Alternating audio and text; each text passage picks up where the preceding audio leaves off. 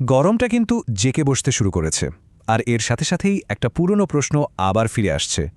এবছরও কি লোডশেডিংয়ের ভোগান্তি পোহাতে হবে? ব্যাপারটা বেশ অদ্ভুত জানেন।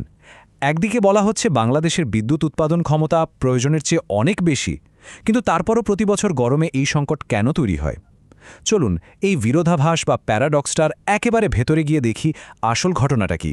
প্রশ্নটা কিন্তু শুধু কথার কথা নয়, রীতিমতো উদ্বেগের।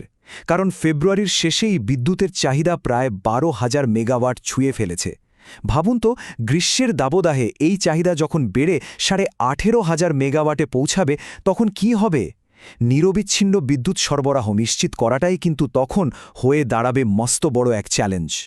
আর এখানেই পরিস্থিতিটা বেশ গোলমেলে হয়ে ওঠে। সংকটটা কিন্তু বিদ্যুৎ কেন্দ্রের অভাব নিয়ে নয়, আমাদের পাওয়ার প্ল্যান্ট যথেষ্টই আছে, সমস্যাটা লুকিয়ে আছে অন্য কোথাও। এই প্যারাডক্সটাই আমাদের আজকের আলোচনার একেবারে কেন্দ্রবিন্দুতে। এই স্লাইডের সংখ্যাগুলো একটু খেয়াল করুন। দেশের মোট বিদ্যুৎ উৎপাদন ক্ষমতা কত? প্রায় 28,000 মেগাওয়াট। অথচ ভরা গ্রীষ্মেও আমাদের সর্বোচ্চ চাহিদা হবে 18,500 মেগাওয়াট। সহজ হিসাব, তাই না? মানে প্রয়োজনের চেয়ে প্রায় 9,500 মেগাওয়াট বাড়তি সক্ষমতা আমাদের হাতেই আছে। তাহলে প্রশ্নটা হলো, আসল সমস্যাটা হচ্ছেটা কোথায়? একদম ঠিক ধরেছেন, এটাই হলো সংকটের মূল কারণ। আমাদের ঝাঁচকচকে অত্যাধুনিক বিদ্যুৎ কেন্দ্র তো আছে, কিন্তু সেগুলো চালু রাখার জন্য যে গ্যাস, কয়লা বা তেল লাগবে, সেটার সরবরাহ নিয়েই তৈরি হয়েছে বিরাট এক অনিশ্চয়তা।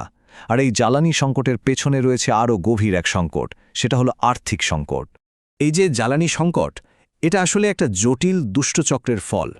এর মূলে আছে বিশাল পরিমাণ বকেয়া বিল, যা পুরো বিদ্যুৎ খাতকে একটা আবর্তে আটকে ফেলেছে। চলুন দেখি এই চক্রটা ঠিক কিভাবে কাজ করছে। অঙ্কটা একবার দেখুন, 46,000 কোটি টাকা। ভাবা যায়, এটা হলো সরকারি বেসরকারি বিদ্যুৎ কেন্দ্রগুলোর কাছে বিদ্যুৎ উন্নয়ন বোর্ড বা পিডিবির মোট দেনার পরিমাণ। এই বিপুল পরিমাণ বকেয়ার সময় মতো শোধ না হওয়ায় পুরো সাপ্লাই চেনটাই আসলে থমকে যাওয়ার মতো অবস্থায় চলে এসেছে। আর এই মোট বকেয়ার মধ্যে একটা বড় অংশই হলো গ্যাসের বিল। শুধু রাষ্ট্রীয় গ্যাস কোম্পানি পেট্রোবাংলার কাছেই বিদ্যুৎ কেন্দ্রগুলোর দেনা জমেছে 16,000 কোটি টাকারও বেশি। এর ফলে বিদ্যুৎ কেন্দ্রগুলো যেমন বিপদে, তেমনি চাপের মুখে পড়েছে স্বয়ং পেট্রোবাংলাও। এই স্লাইডটা দেখলে পুরো দুষ্টচক্রটা একেবারে পানির মতো পরিষ্কার হয়ে যাবে। দেখুন, পিডিবির আর্থিক ঘাটতির কারণে তারা বিদ্যুৎ কেন্দ্রের বিল দিতে পারছে না। ওদিকে বিল না পেয়ে বিদ্যুৎ কেন্দ্রগুলো গ্যাস বা কয়লার মতো জরুরি জ্বালানিও আমদানিও করতে পারছে না। আর জ্বালানি না থাকলে বিদ্যুৎ উৎপাদন হবে কিভাবে? এটা ঠিক একটা ডমিনো এফেক্টের মতো, যার প্রথম ধাক্কাটা দিচ্ছে আর্থিক সংকট, আর শেষ ধাক্কাটা এসে লাগছে সরাসরি সাধারণ মানুষের জীবনে। বেসরকারি বিদ্যুৎ কেন্দ্র মালিকদের সংগঠনের সাবেক সভাপতির এই একটা কথাতেই কিন্তু পরিস্থিতির গভীরতা স্পষ্ট। তারা সোজা বলে দিচ্ছেন, এই বকেয়া টাকা না পেলে তাদের পক্ষে বিদেশ থেকে জ্বালানি কিনে এনে পাওয়ার প্ল্যান্ট চালু রাখা প্রায় অসম্ভব হয়ে পড়বে। এই আর্থিক সংকটের প্রভাব কিন্তু শুধু কাগজ কলমে আটকে নেই, এর সরাসরি শিকার হচ্ছে দেশের বড় বড় বিদ্যুৎ কেন্দ্রগুলো, যেগুলোর ওপর আমাদের বিদ্যুৎ সরবরাহ অনেকটাই নির্ভর করে। এই টেবিলটা একবার দেখুন। ভারতের আদানি পাওয়ারের কথাই ধরুন, তাদের প্রায় $60 কোটি বকেয়া জমেছে। এরপর আমাদের দেশের অন্যতম বড় কেন্দ্র পায়রা তাপবিদ্যুৎ কেন্দ্র, তাদের বকেয়া 8,000 কোটি টাকা ছাড়িয়ে গেছে।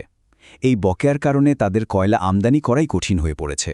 আর রামপারি বিদ্যুৎ কেন্দ্রেরও কিন্তু ঠিক একই অবস্থা, তারাও বকেয়ার চাপে ধুঁকছে। কয়লার পাশাপাশি গ্যাসের সংকটও কিন্তু মারাত্মক।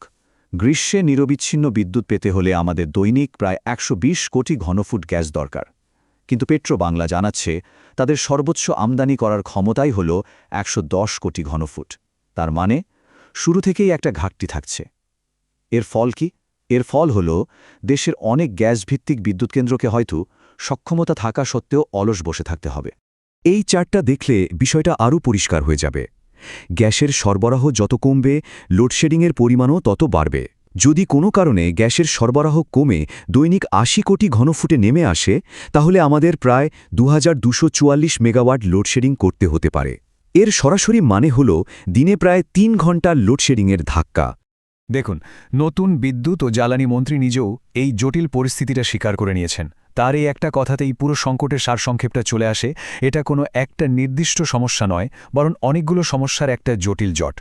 তবে এই জটিল পরিস্থিতিতে তাৎক্ষণিক সংকট মেটাতে সরকার একটা স্বল্প মেয়াদী পরিকল্পনার কথা ভাবছে, যা হয়তো কিছুটা হলেও স্বস্তি দিতে পারে।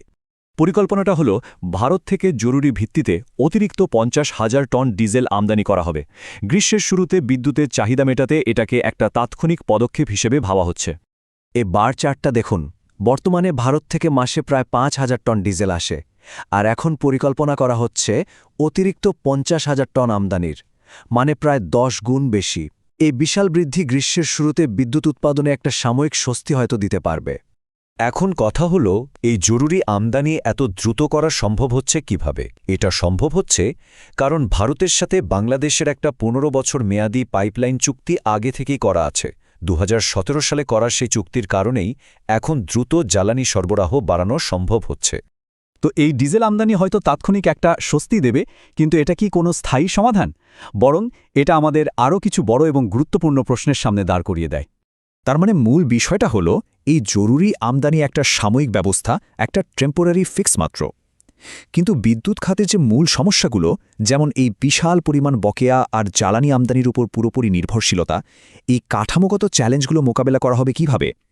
এই প্রশ্নগুলোর উত্তরের মধ্যেই কিন্তু লুকিয়ে আছে বাংলাদেশের জ্বালানি খাতের একটা টেকসই ভবিষ্যৎ আর গ্রীষ্মের গরমে আমাদের সবার নিরবিচ্ছিন্ন বিদ্যুৎ পাওয়ার নিশ্চয়তা।